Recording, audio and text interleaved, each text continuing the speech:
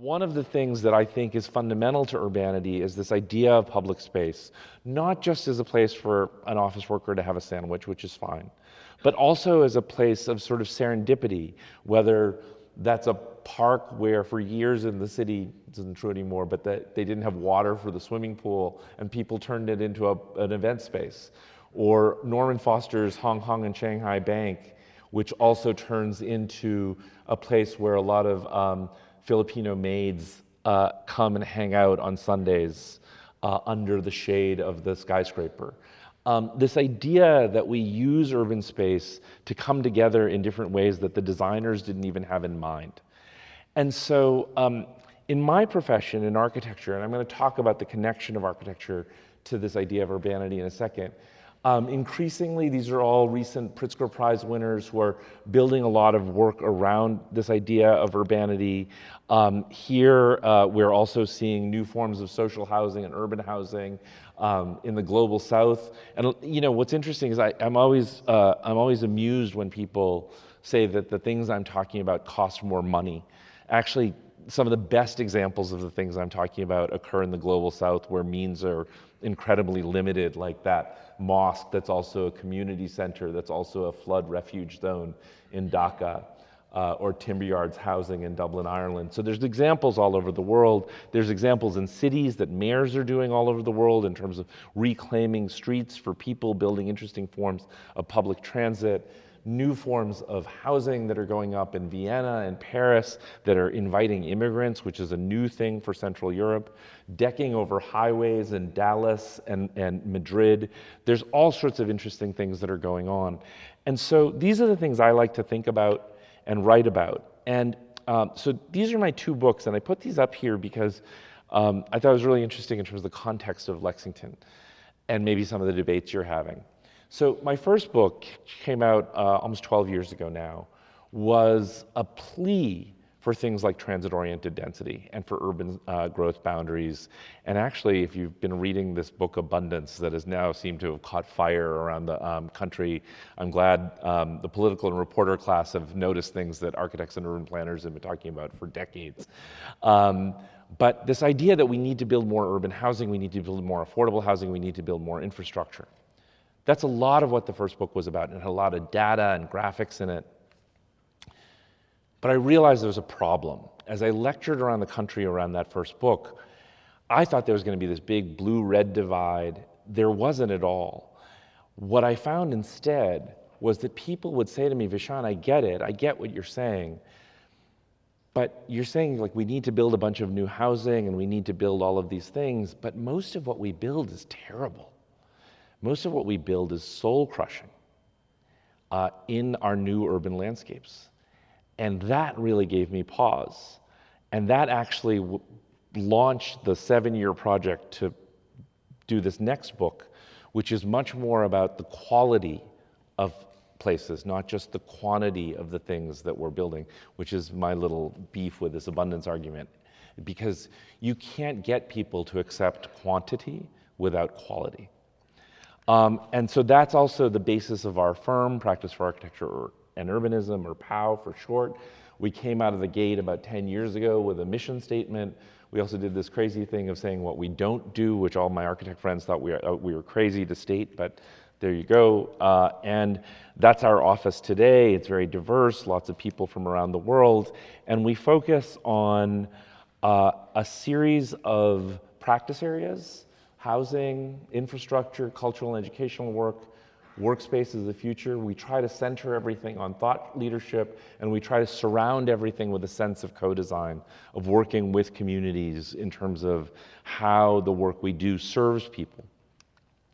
So we do a lot of different kinds of work. It's mainly architecture. It's mainly in the United States. And I wanted to talk about a few of these as case studies of this idea of urbanity.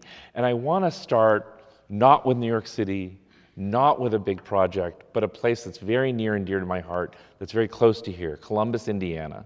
Not Columbus, Ohio, Columbus, Indiana, small town of about 50,000 people, it's much smaller than Lexington, Kentucky. And if you know anything about Columbus, you know this is the headquarters of Cummins Engine. A man named Irwin Miller turned Cummins Engine into a juggernaut. and he and his wife Xenia were big architecture buffs, and they helped build up this town. And they hired the first Saarinen to do the first Unitarian church, and then they hired his son, Eero Saarinen, who did Dulles Airport and a lot of other very famous buildings around the world, to do their home. And then IMP did their library, and they started paying for all of this architecture. And so if you haven't been to Columbus, please make a pilgrimage to Columbus. It's an extraordinary place. And towards the end of their lives, the Millers set up this thing called the Miller Prize, which was meant for new architects to come and build there. And we got a phone call one day that said that you've won the Miller Prize, and they give you a certain amount of money to build something that helps the town.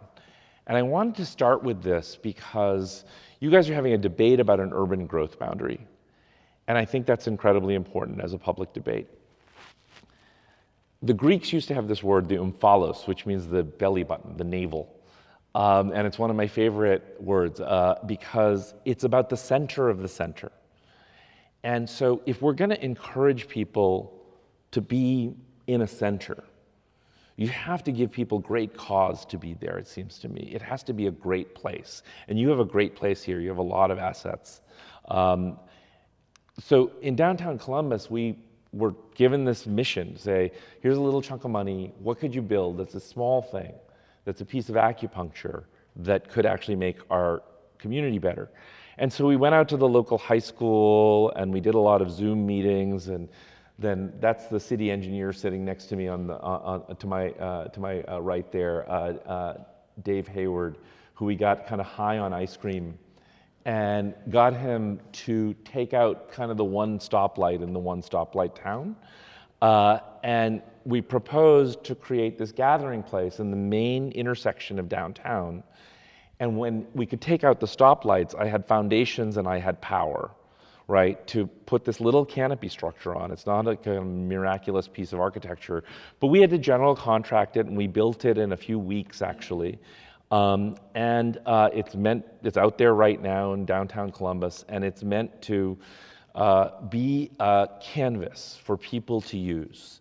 And what was extraordinary about this is, so the mayor was a little nervous because she's like, can trucks drive under it? I'm like, yes, mayor, trucks can drive under it.